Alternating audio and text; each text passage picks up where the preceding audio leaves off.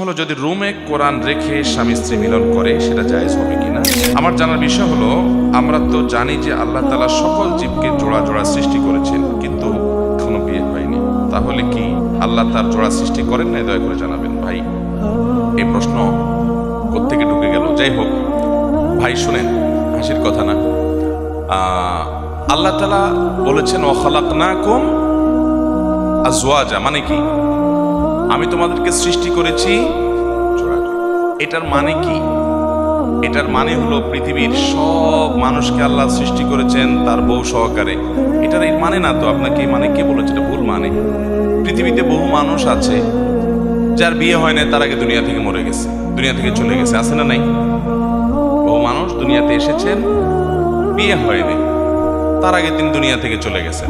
তাহলে তাকে আল্লাহ তাআলা কিভাবে জোড়া সৃষ্টি করলেন? এখানে জোড়ায় জোড়ায় সৃষ্টি করার উদ্দেশ্য হলো, এই আয়াতের ব্যাখ্যা হলো যে আল্লাহ তাআলা প্রত্যেকটা জিনিসে, ধরুন নারী পুরুষ সৃষ্টি করেছেন, পাশাপাশি নারী সৃষ্টি করেছেন, এ হলো জোড়া।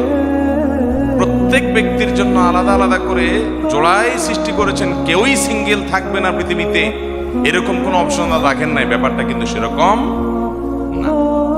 যদিও মানুষ বৈবাহিক জীবন যাপন করা, এটাই হলো সুন্নাহ, এটাই নবী রাসূলগণের আদর্শ, আমাদের নবী সাল্লাল্লাহু আলাইহি ওয়াসাল্লামের সুন্নাহ। তিনি বলেছেন আন-নিকাহু মিন সুন্নতি, বিবাহ এটা আমার সুন্নাহ, আমার আদর্শ। যে ব্যক্তি এই সুন্নাহকে এড়িয়ে যাবে, আমার সুন্নাহকে যে ব্যক্তি এড়াবে, সে আমার উম্মত হতে পারে না। এবং নবী রাসূলগণ, আল্লাহর প্রিয় বান্দাগণ, আল্লাহর নেককার বান্দাগণ, প্রায় সবাই তারা বিবাহ শাদী করেছেন, সংসার করেছেন। কিন্তু এর মানে এই না যে আল্লাহ বলেছেন জোড়া জোড়া সৃষ্টি করছেন, কিন্তু এখানে তো জোড়া নাই, না। এখানে সে উদ্দেশ্য না। উদ্দেশ্য হলো যে ধরুন আল্লাহ চন্দ্র সূর্য করেছেন, পাশে সূর্য সৃষ্টি করেছেন, আসমান নবমণ্ডল সৃষ্টি করেছেন, পাশে ভূমণ্ডল সৃষ্টি করেছেন, পুরুষ সৃষ্টি করেছেন, পাশাপাশি নারী সৃষ্টি করেছেন। এভাবে আল্লাহ তাআলা জোড়ায় জোড়ায় সৃষ্টি করেছেন। প্রত্যেকটা জিনিসকে পাশাপাশি তার নেগেটিভ পজিটিভের মতো করে আপনার আল্লাহ রাব্বুল আলামিনের সৃষ্টি জগতে বৈচিত্র্য রেখে আল্লাহ তাআলা সৃষ্টি করেছেন, এবং প্রয়োজনীয়তা যা দরকার সেটা আল্লাহ তাআলা সেভাবে সৃষ্টি করেছেন। এটা উদ্দেশ্য।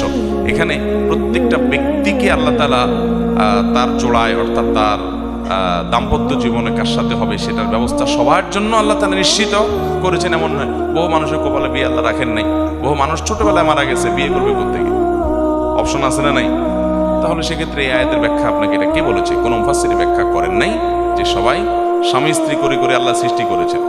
তো পিচ্ছি যে মারা গেছে, মায়ের পেট থেকে দুনিয়াতে আসার পর 10 দিন পরে, 20 দিন পরে, 1 মাস পরে, তার কথা। অন্য আরো তো অনেকেই আছে এরকম।